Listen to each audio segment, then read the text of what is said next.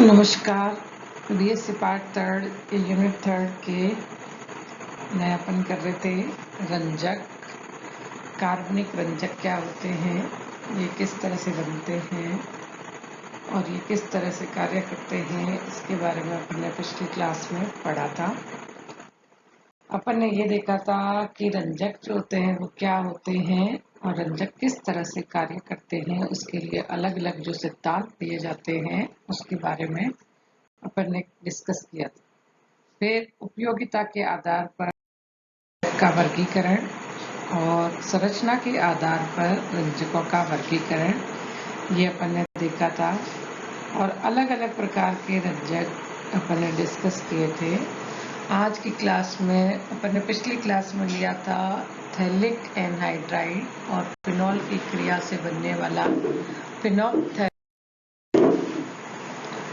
फिनोल्फथैलीन रंजक किस तरह से बनता है। देखिए, जब दो फिनॉल थैलिक एनहाइड्राइड से सांद्र H2SO4 की उपस्थिति में क्रिया करते हैं तो संघनन के द्वारा वाटर मॉलिक्यूल बाहर निकल जाता है और एक संरचना प्राप्त होती है जिसे फिनोल्फथैलीन कहते हैं। इस फिनोल्फथैलीन की स्ट्रक्चर के अंदर अपन ये देख रहे हैं कि दो फिनॉल है और थैलिक एनहाइड्राइड से जुड़े हुए हैं, यानी एक कार्बन पर सीधे 3 बेंजीन रिंग लगी हुई है। जब इसमें बेंजीन रिंग में दो स्ट्रक्चर पाई जाती है, बेंजीनॉइड और क्विनोइड। जब बेंजीनॉइड रिंग पाई जाती है तो कंपाउंड कलर लेस होता है या लाइट कलर का होता है, और जब क्विनोइड रिंग पाई जाती है तो ये गहरे रंग का होता है।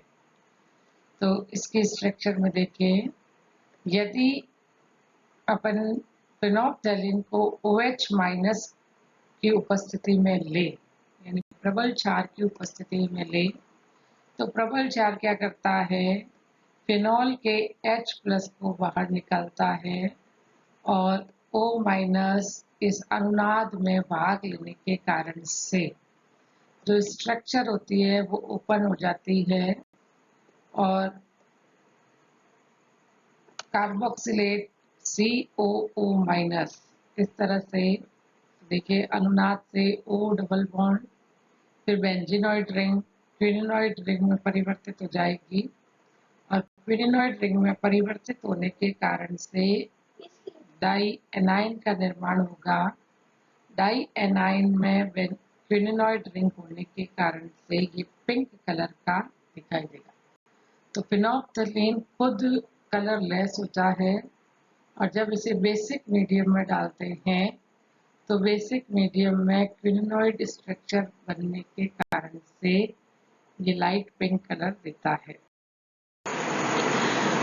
HPH यानी फिनोल्फथैलीन एक दुर्बल अम्लीय रंजक है। जो अम्लीय रंजक होते हैं वो प्रबल क्षार के साथ में वाटर मॉलिक्यूल बनने के कारण से ये कलर देते हैं।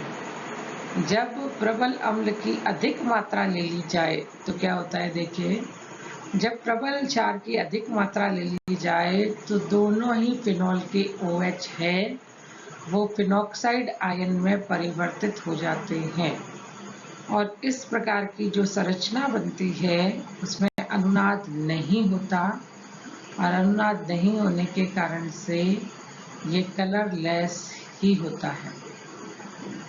फिनोल्फथैलीन अम्लीय व उदासीन माध्यम में कलर लेस होता है और बेसिक मीडियम में ये लाल गुलाबी रंग का होता है। इसी कारण से फिनोल्फथैलीन का यूज अम्ल क्षार अनुमापन में सूचक के रूप में किया जाता है।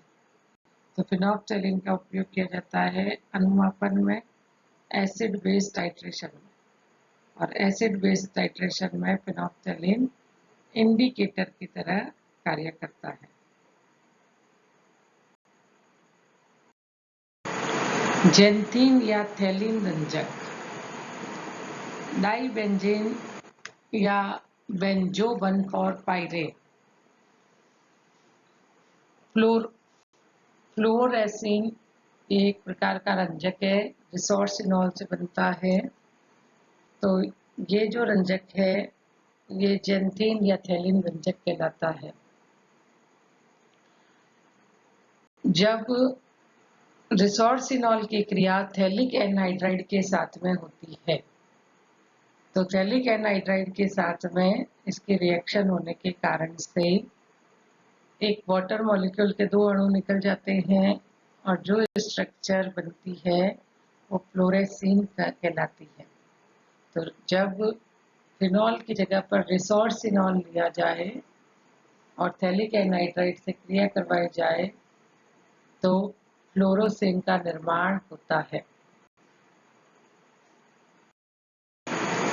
फ्लोरोसेन की स्ट्रक्चर देखिए, थैलिक एनहाइड्राइड और 3 बेंजीन रिंग ऑक्सीजन से आपस में जुड़ी हुई है। अब अपन देखते हैं डाई का उसके उपयोग के आधार पर वर्गीकरण। अम्लीय रंजक में मेथिल ऑरेंज, मेथिल रेड। क्षारीय रंजक में एनिलीन येलो, बटर येलो। प्रकीर्णन एजोरंजक में सुडान फर्स्ट। रेशा क्रियाशील रंजक प्रोसन लाल, अंतर्निहित रंजक है पैरा लाल, रंग बंधक या मॉडरेट रंजक है मॉडरेट भूरा। सीधे रंजक कॉन्गो रेड, क्षारीय रंजक बिस्मार्क भूरा, अम्लीय रंजक है अम्ल काला।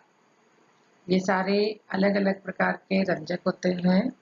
इन पर क्वेश्चन पूछे जाते हैं शॉर्ट नोट ऑन, जैसे पूछ लिया मेथिल रेड क्या है, मॉडर्न भूरा कौन किस प्रकार का रंजक है। तो अपने को उसकी स्ट्रक्चर बनानी है और किस प्रकार का रंजक है वो बताकर उसकी डेफिनेशन से उसे क्लियर करना है। इस तरह से रंजक पर क्वेश्चन पूछे जाते हैं। Thank you.